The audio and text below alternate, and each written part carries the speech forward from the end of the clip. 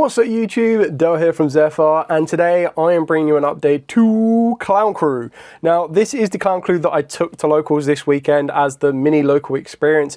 It was sneak event, so the idea was that on the Saturday it's all sealed so you play with what you pull, and on the Sunday it's kind of constructed so you can play with whatever deck you want, and at our environment we do that the new cards are legal. So I kind of went with the Clown Crew because I thought I'll give this one a test. It's probably one of the easiest decks to build from the new stuff and not need to rely on anything too heavy, even though Dristy was like insanely hard to find. So what I'm going to do is I'm going to take you through the list, show you what I've got, explain what I've got with it and what changes I'd want to make. This is the Kashtira version, so it's basically the same update as the one I've played previously, and I'll talk you through my thoughts behind that. So at locals, I ended up facing Cool Tunes, Fairy Tale, and Lunar Light Fiendsmith. So I won the Cool Tune matchup, but I won it in a not so nice fashion. I did just sit on vanities in game 3. The Fairy Tale I lost epically. I just kind of didn't really play it so well game 1, and then game 2 I didn't open up so well, and then they just went Lightning Storm, chain drop play, and I was like, yeah, cool. The Moonlight matchup was actually really interesting because game 1 was like a 40-minute slog, and they just would not stop going. Like, the resilience of that deck is insane. Kept going and going and going and going, and this was before I even knew they were playing Fiendsmith, and then the last thing they did was make a Fiendsmith play, and I was like, what? And then in game 2, they opened up, I think it was Lightning Storm. Yeah, it was Lightning Storm, cool spells and traps, and my field was like really not that effective. So it just got blown out, but kind of is what it is. Anyway, let's talk you through the deck, show you what we've got, and then obviously explain the new cards, because there's a brand new track card and a brand new Link monster. So just going to try and, let's try to do this. So 2 Bianca Visos. So 2 I'm kind of happy with, and the reason you play 2 is that the new track card can search it quite easily. But then what I was finding, specifically in the Moonlight matchup, is that if you burn through your Bianca Visos, it's actually really tricky to get them back from the grave. Yes, you can use Meteor to recycle them, but if they get rid of New Face, you have to either go down the grind game and go, right, Meteor needs to recycle New Face to then activate New Face to start recycling cards, or you have to use Meteor to recycle them. So you kind of like, if you want to go a little bit fast, you can't really do that. Then Free Flare, I'm quite happy with Free Flare. I don't think there's much of an issue. I don't ever think you really want to be playing less than Free Flare. It kind of puts in the work that it needs to do. So yeah, happy with that one. For the spells, Free Rehearsal, again, I'm quite happy with 3 of this. Relatively straightforward. And 3 Malabaresme. Again, pretty straightforward. This card's insane. If you are facing against this deck, you usually hold your Ash Blossom for this. Yes, if you're up against the Mitsurugi matchup, you might want to consider holding Ash Blossom for something else. But this is the reason that I like the Kashtira version, is that I've already identified that this is a strength and a weakness of the deck. If this gets hit with Ash Blossom, you instantly struggle quite a lot more than you normally would do. And that's what I liked about the Kashtiras, is that the Kashtiras gave you 3 bodies as tribute fodder, alongside the Passonier engine as well. Then we've got the 1 Operatics. I'm like so tempted to play 2 of this. I don't know why, but like this card's just crazy. And your opponent is so fearful of this card sticking on the field that they always Ghost over it. And Ghost Ogre, I think, is going to be a very prominent card for the upcoming format. Then for the track cards, I'm still playing 1 of each. So in my game against Loonlights, I stupidly sided this card out, and this was the card that I needed because I opened up the Passonier combo and couldn't get to this card, but that was just me being a dumbass. Clown Crew New Face, and the brand new card, Clown Crew Finale. Now, I would usually, what I love about this card is I use this as discard fodder. So if I reveal Flare and I had this in hand, I would use it as discard fodder. Super Poly, discard fodder. Because getting it into the graveyard to banish it, you then tribute a Xyz, a Fusion, a Synchro, a Link, or I believe it's a Pendulum as well. And then you add a, so yeah, tribute a Ritual, Fusion, Synchro, Xyz, Pendulum, or Link monster from your hand or field to add a Clown Crew monster with a different original level or rank or Link rating from the deck or grave to the hand. So that's quite nice, because it lets you add the Bianca Viso from the grave back to the hand, which is kind of cool. Its actual flip effect, like activation on the field, is if you control tribute on monster, discard any number of cards, target that many face-up cards on the field and destroy them, which I used once. It was actually kind of good. So I actually really like this card. I value this card above some of the others. I probably in the Moonlight matchup, I should have sided out the New Face, which is what I was supposed to do, but I stupidly sided out Soiree Operatics instead.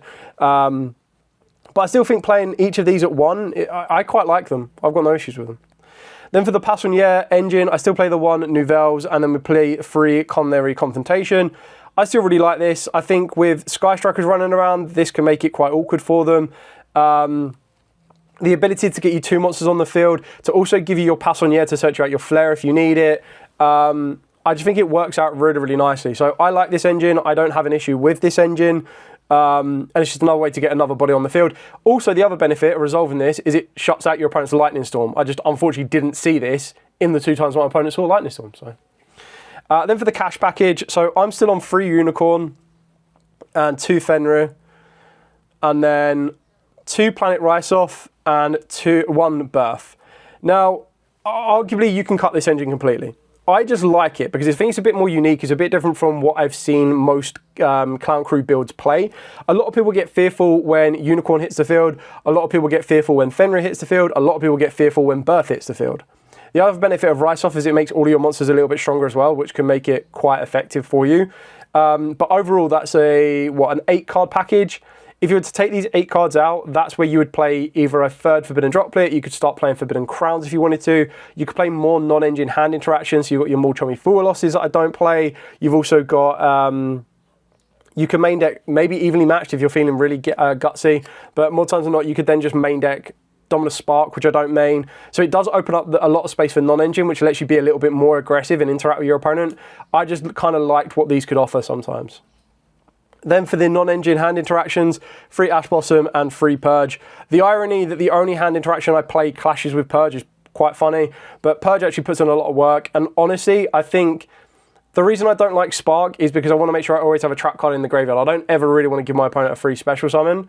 And honestly, I think that the Ashes could become something else, or the Purges become something else. I don't know why I prefer Purges over Ashes, because technically at the end of the day, if I draw these, they do the exact same kind of things for me.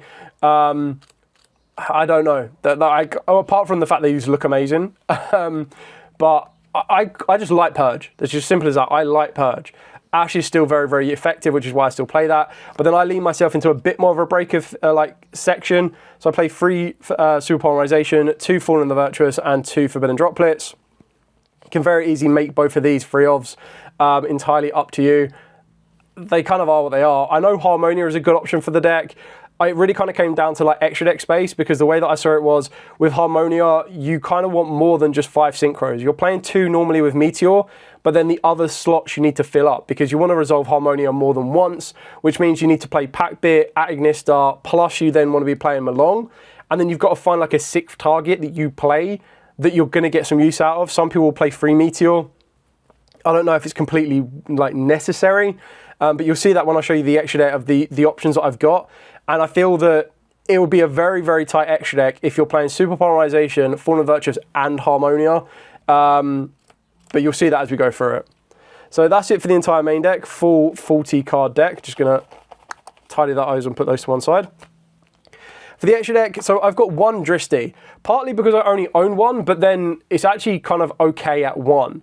So this is the brand new card that you contribute summon monsters can make a 2nd attack during each battle phase, which is quite nice. But then if this card is tributed, you get to activate one of the following effects. Return all link monsters from the field and or graves to the extra deck, or each player with a hand shuffles their entire hand into the deck and then draws the same number of cards they shuffled. That's quite nice. It leans more so into the degenerate route of basically Droll Reincarnation, which means if your opponent searches a card, you chain, I believe it's Soiree to tribute someone, or you chain Bianca Viso. You resolve the chain tributing off the Dristy, and then what would happen is, on a new chain, after your opponent's resolved their search, Dristy would trigger, so will your Bianca Viso. It doesn't make much of a difference which way, because then you would just chain the Droll. So the idea would be that Droll resolves, your Bianca Viso wouldn't draw, your Dristy would shuffle everyone's cards back into the deck, but then no one draws. So I don't use it for that effect. It's mainly used to recycle the link monsters, which is why I think having 1 is absolutely fine. For the other ones, we've got 2 Diabolo. So this is the Tribute, Shuffle Back All Fusions, or set a trap card. 2 Fiends. This does double pierce, lets your tribute monsters do double piercing but damage. Fiends, all of your tribute monsters gain 1,000 attack, including your Kashtiras when you tribute summon them, which I have done a couple of times. Return all Xyz, or set a Clown Crew spell. And then Meteor is your recycle from the graveyard, which is why I could arguably see people playing 3 of this, because your opponent cannot activate card effects when you tribute summon, which is quite nice, because it means once you build your chain, if this is on the field after you've tribute summoned into Bianca Viso or something else, they can't start chaining effects, which is really important.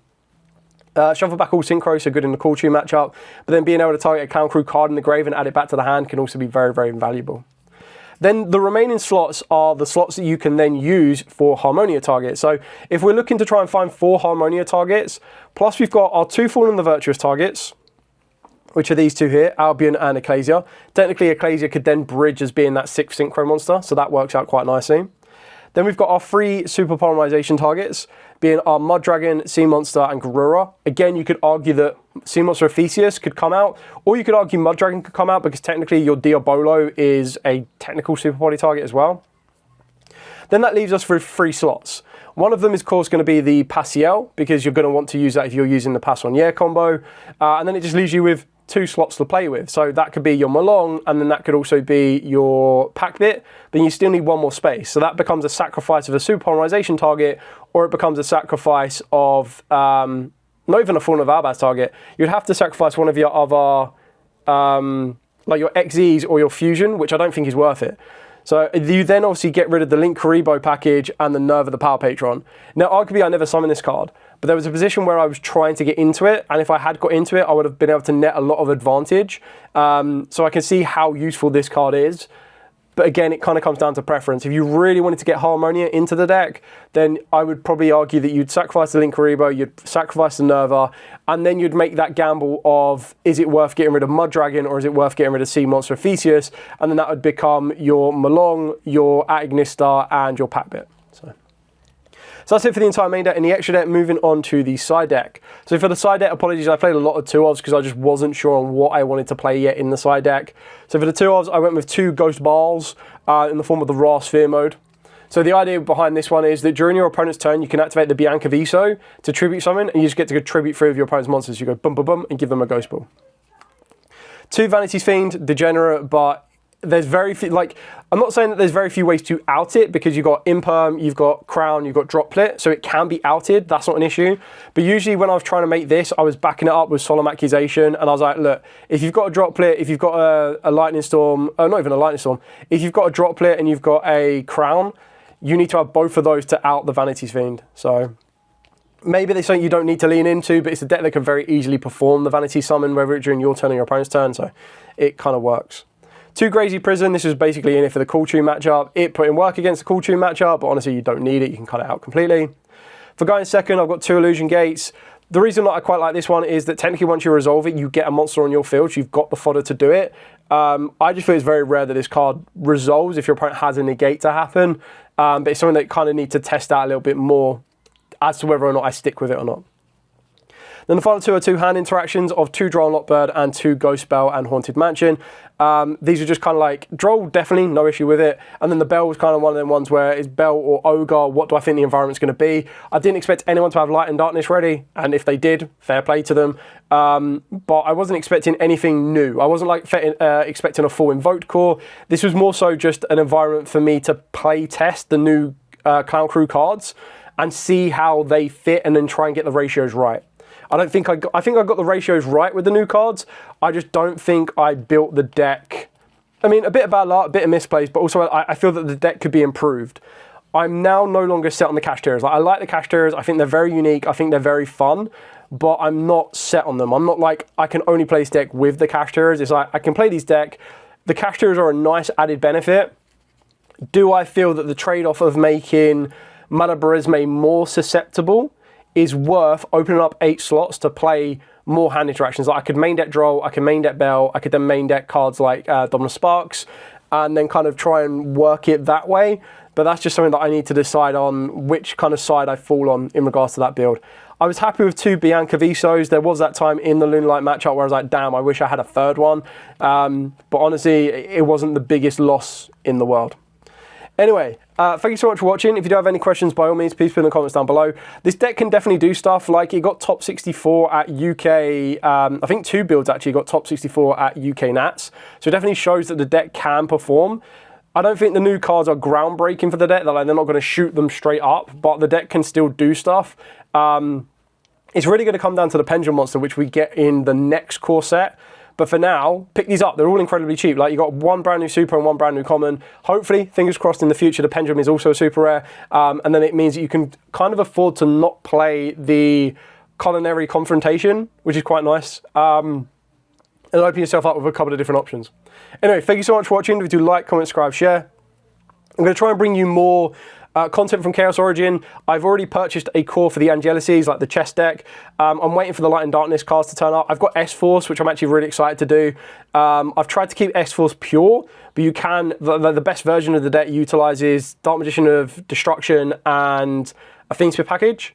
I've also got Sacred Beast, which is one of my favorites, so I'm going to be looking into putting that together. I've got Invoked waiting on the wings, and then just kind of build on from there. So if there's any particular deck from Chaos Origins you want to see earlier, then let me know in the comments down below. I'll put out a poll at some point during this week as well, so you can have a bit more of an idea and go from there.